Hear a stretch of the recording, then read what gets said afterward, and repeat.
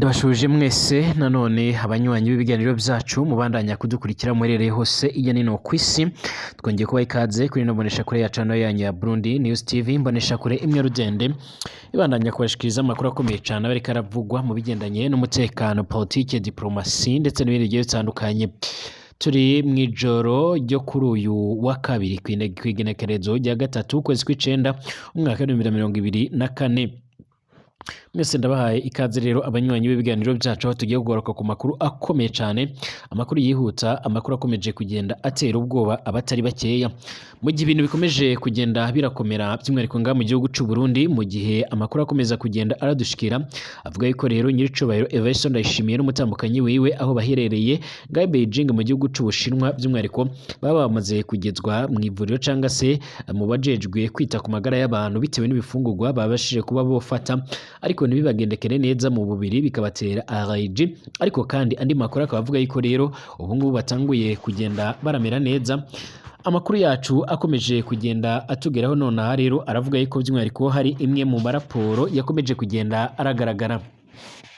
Hari icorezo cyamaze kugenda kirashyirwa, hari icyegeranyo cyamaze kugenda kirashyirwa ahagaragara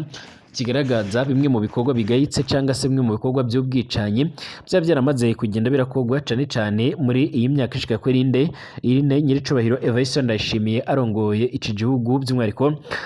cy'u Burundi. Nk'uko bikomeje kugenda bigaragara, abanyagihugu ntibasiba kugaragaza neza ko rero babangamiwe n'imigendekere ndetse n'imitegekere y'iki gihugu cy'u Burundi. Usibye kuba bashinza rero inzego nkuru z'igihugu kuba zikubira ubu butunzi bw'igihugu ndetse by'umwihariko bakaca barabishira abandi bantu. Ubu noneho amakuru akomeza kugenda aradusumira aragaragaza neza ko hamaze kugenda harakorwa icegeranyo kigaragaza hakaba hatangajwe abamaze kwicwa mu myaka ishika kuri ine rero Perezida Evariste Ndayishimiye by'umwihariko amaze ayobora iki gihugu cy'u Burundi.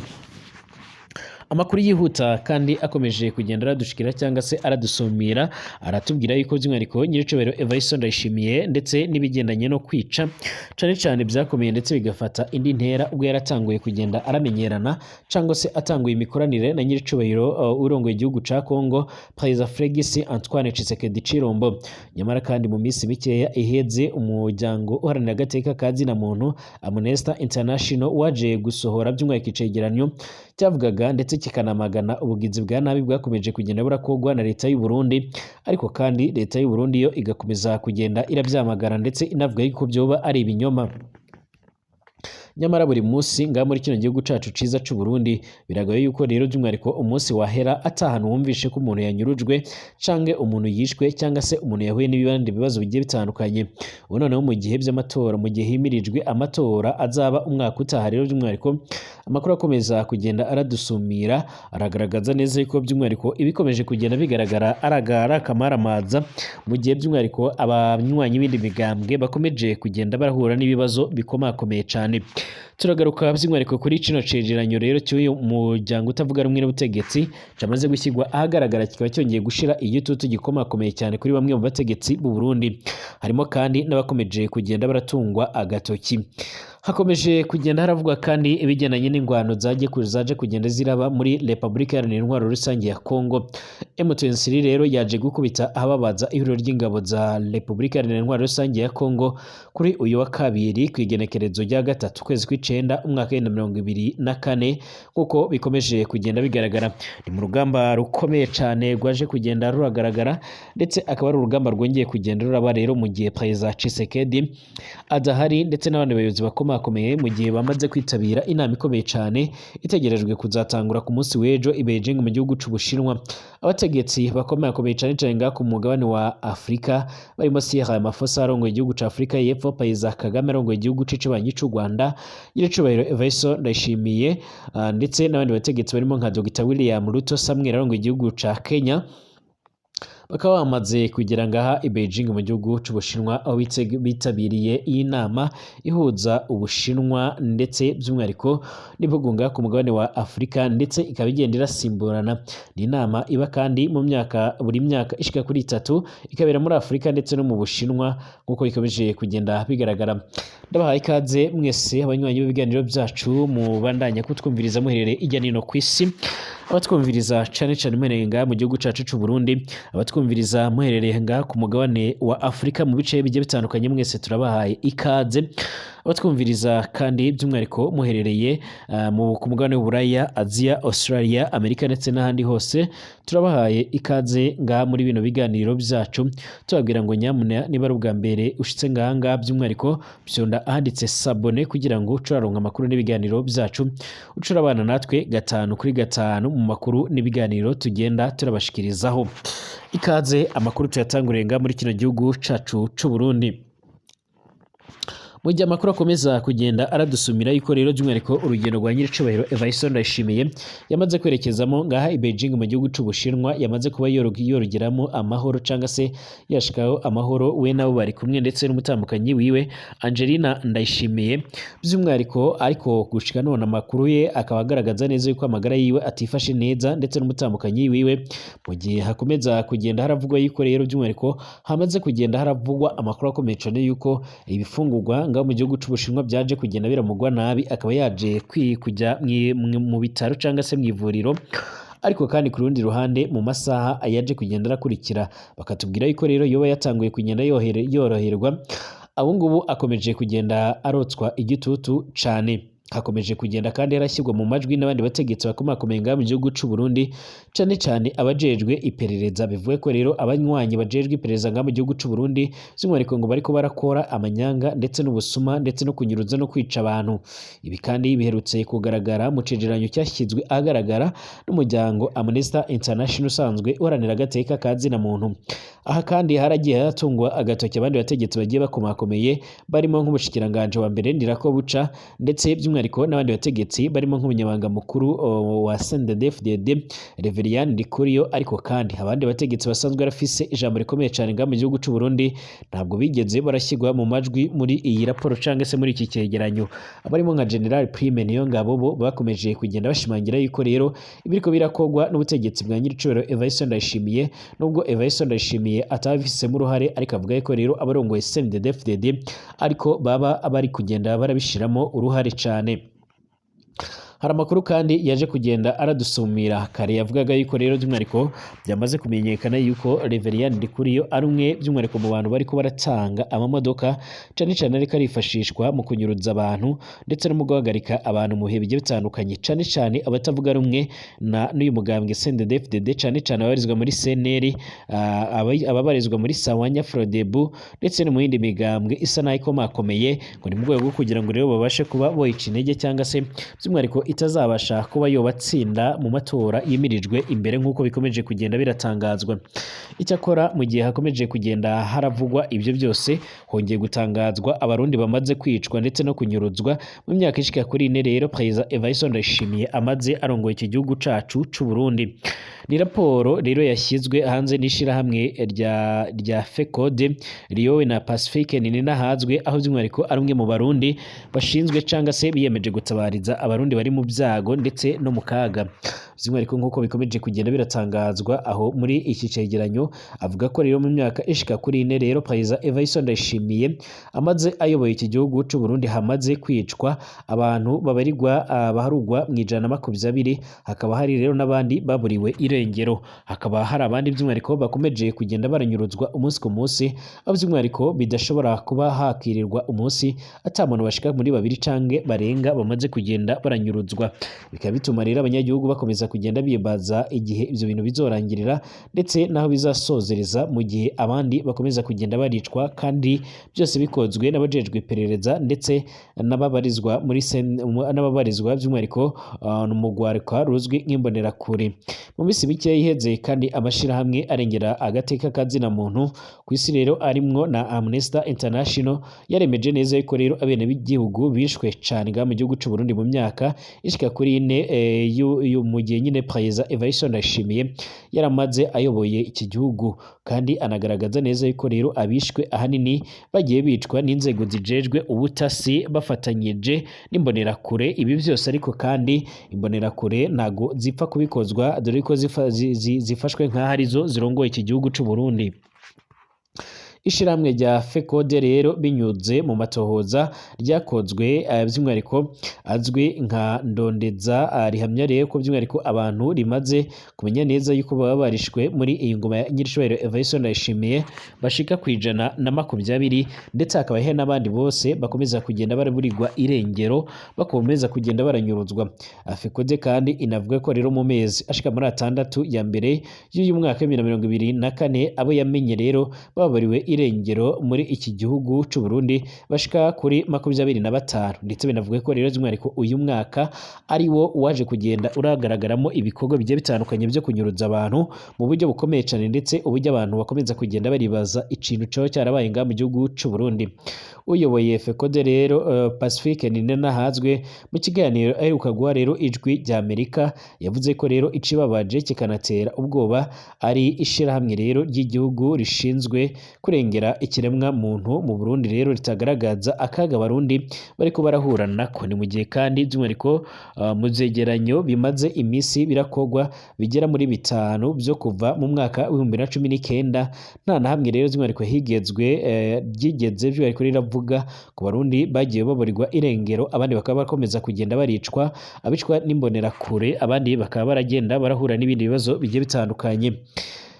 FECODE kandi ikaba yagaragaje neza yuko by'umwihariko hari abantu bashika kwijana na 66 baburiwe irengero muri iyi myaka ishika kuri 4 Uburundi bumaze burongowe na Nyiricubahiro Evariste Ndayishimiye. Bamwe rero mu mashirahamwe akorera muri iki gihugu arimo nka Akopa Burundi ndetse n'igitwa Forukonafe aharanira rero kubungabunga amahoro ndetse n'umutekano mu gihugu c'u Burundi yavuze ko raporo zirimo rero gusohoka muri iyi minsi zivuga kwihonyora rikorerwa rero ikiremwa muntu muri kino gihugu zitarimo ukuri ndetse avuga ko rero ivyo byose bishobora kwanduza isura y'iki gihugu ndetse n'amatora yimirijwe umwaka uza. Umwe rero muri ayo mashirahamwe utarashatse kubivuga amazina yewe kubw'umutekano wiyo yavuganye n'ijwi ry'Abanyamerika yamaganye abavuga ko rero by'umwihariko mu Burundi hubahirizwa agateka kazina muntu. Yagize ati ababona uko ibintu rero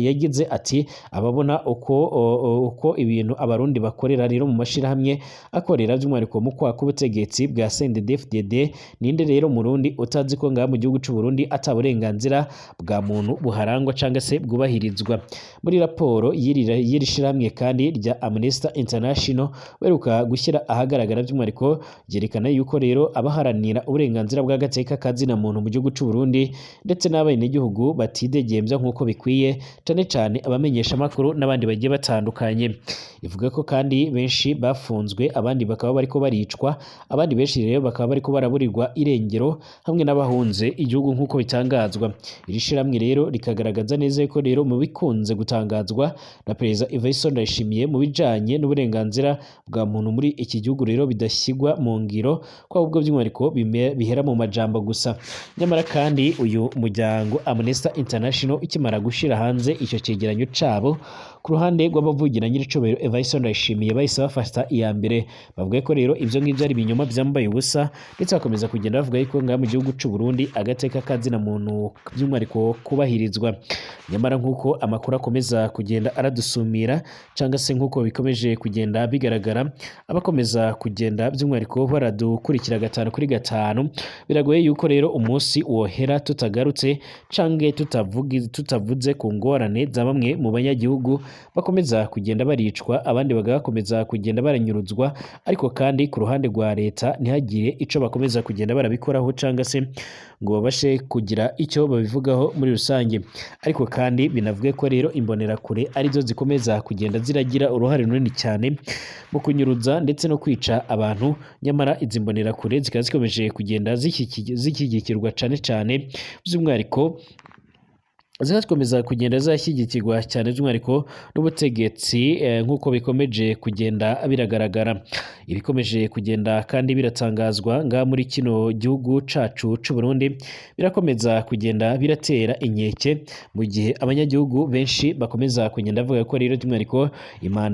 izindi manda zizokurikira rero Nyiricubahiro Evariste Ndayishimiye adashobora kuba yozirongoramo iki gihugu c'u Burundi mu gihe by'umwihariko ata muntu numwe ashobora kuba yabarahumeka nk'uko biri biriko biratangazwa. Hari ingwano zabaye uyu musi hagati y'abaharanira uburenganzira bwabo nga muri Kongo ndetse n'ingabo za Republika Iharanira Intwaro Rusange ya Kongo ndetse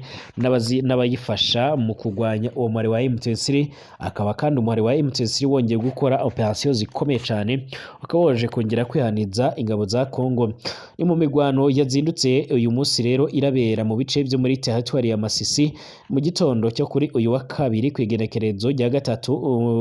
ukwezi kw'icenda umwaka wa 2024, aho ihuriro ry'ingabo za guverinoma ya Republika Iharanira Intwaro Rusange ya Kongo nabo bafatanyije barimo abawazalendo, abaFDLR, ndetse n'ingabo z'abarundi, abacanshuro n'amari Sadeke ndetse na MONUSCO by'umwihariko bafatanyije bakagaba ibitero bikomakomeye ku birindiro bya M23.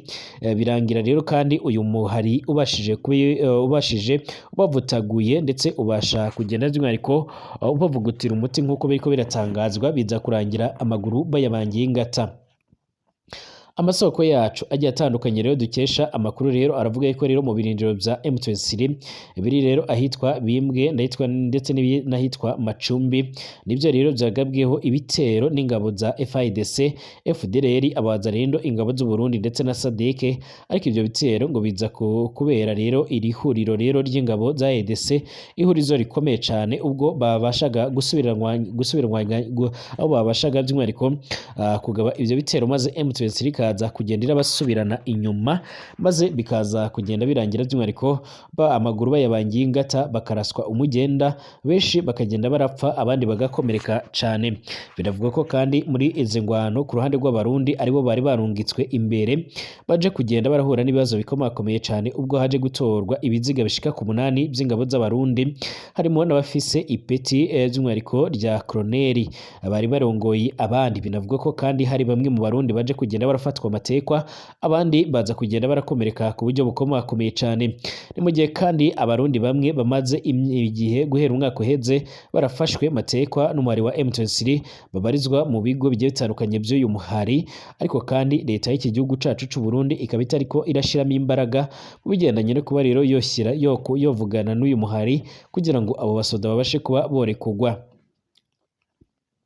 Ni mu gihe kandi ingabo z'uyu muhari wa M23 rero zigwanyeho maze ngo ziza gukubita zitababarira ririya huriro ryambugwa kandi n'ibikoresho bya gisirikare birimo imbunda ziremereye cyane ndetse n'ibindi bikoresho byifashishwa mu itumatumanaho cyane harimo amatelefone n'ibindi bikoresho. Usibye ibikoresho rero byafashwe, binavuga ko kandi ingabo z'u Burundi abazalendo n'aba FARDC zaguye muri izo ngwano ku bwinshi cyane. Bimbwe Macumbi rero biri muri grupuma y'abashari Mukoto aho muri teritwari ya Masisi mu ntara ya Kivu y'Amajyaruguru. Societe civile kandi iyo muri ivyo bice yahamije aya makuru inatangaza ko rero by'umwihariko izo ngwano zo kuri uyu wa kabiri rero zaje gutuma abanyagihugu bongera guhunga ku bwinshi cyane. Ku bwa societe civile kandi izi ngwano zahanganishije M23 ndetse n'ihuriro ry'ingabo za RDC by'umwihariko yatangiye igihe cy'isaha ya 11 z'urukerera rwo kuri uyu wa kabiri nk'uko bikomeje kugenda biratangazwa. Izi ngwano kandi zabaye mu nyuma y'uko rero mw'ijoro ryo kuwa mbere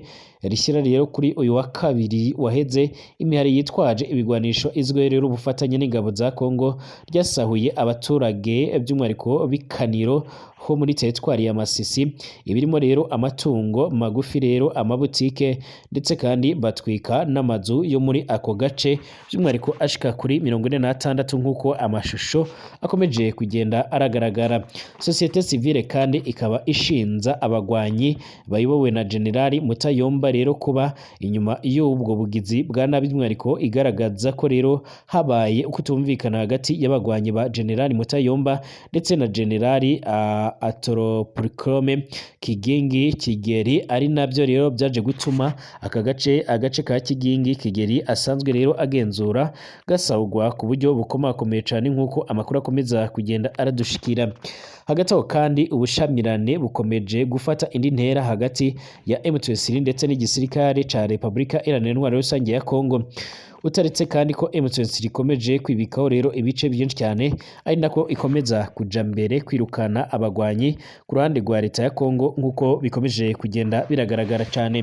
Ni mu gihe kandi abandi basirikare nga muri Repubulika Iharanira Intwaro Rusange ya Kongo bari bamaze kugenda bakora iyo bwabaga, aho bari bamaze kwegera mu bice bigiye bitandukanye bimaze imisi by'umwihariko biraberamo ingwano. Mu misi yeze kandi umubare wa M23 wari wavuze ko rero ugiye gutangura kwigwanaho mu buryo bukomakomeye cyane, mu gihe ku ruhande rwa Kongo bavugaga ndetse bakanagaragaza neza ko by'umwihariko amakuru bari bafise cyangwa se amakuru atafise ivumbi bari bamaze kugenda baramenya, ariko by'umwihariko ku ruhande rwa Kongo hari hamaze kugenda hamenyekana yuko abasirikare bari batanguye kugenda barinjira cyane mu bice byamaze kugenda birafatwa n'uyu muhari wa M23. Ibi kandi bariko baragenda barabikora mu gihe hari haheze imisi cyangwa by'umwihariko hari hamaze kugenda haravugwa amakuru menshi cyane yavugaga yuko rero hari harimo kubahirizwa agahenge, ariko ku ruhande rw'ingabo za Kongo bagakomeza kugenda bakirengagiza nk'uko amakuru akomeza kugenda adusumira. Amakuru kandi akomeza kugenda adushikira aravuga ko ku ruhande rw'ingabo ziyobowe cyangwa se ku ruhande rw'ingabo za Repubulika Iharanira Intwaro Rusange ya Kongo ngo baba bariko baragerageza by'umwihariko gutanguza ibitero bikomakomeye cyane, ibitero bishobora kuzibasigwa cyane by'umwihariko n'umuhari wa M23. Kuri uyu muhari ukaba ukomeje kugenda ugaragaza ndetse unerekana neza ko wowe witeguye gukora byose bishoboka kugira ngo nawe ukomeze kugenda wigwanaho 5 kuri 5. Amakuru kandi akomeje kugenda aradusumira haravuga ko rero by'umwihariko leta ya Kongo yamaze kugenda ishimangira ko by'umwihariko abantu bashika ku majana 2 ari bo bamaze kugenda baharugwa ko bamaze kugenda bagwa mu bitero bikomakomeye cyane, ibitero byaje kugenda birahitana zimwe mu mfungwa. Amashusho amaze kugenda agaragara kandi yiyongera ku yandi arerekana ndetse akanagaragaza uburyo imfungwa zikomeje kugenda zigwa mu gahinda mu nyuma y'uko bagenzi babo bamaze kugenda bararatswa ku buryo bukomeye cyane. Hari n'abandi bakomeje kugenda baritabwaho n'abaganga nk'uko bikomeje kugenda bigaragara, ndetse akaba hakomeje kugenda haranakogwa iperereza mu rwego kugira ngo hamenyekane umubare w'abagore baje kugenda barafatwa ku ngufu. Ndashimiye mwese abanywanyi b'ibiganiro byacu, twongeye gusubira ku munsi w'ejo turebera hamwe andi makuru akomeje kugenda aravugwa.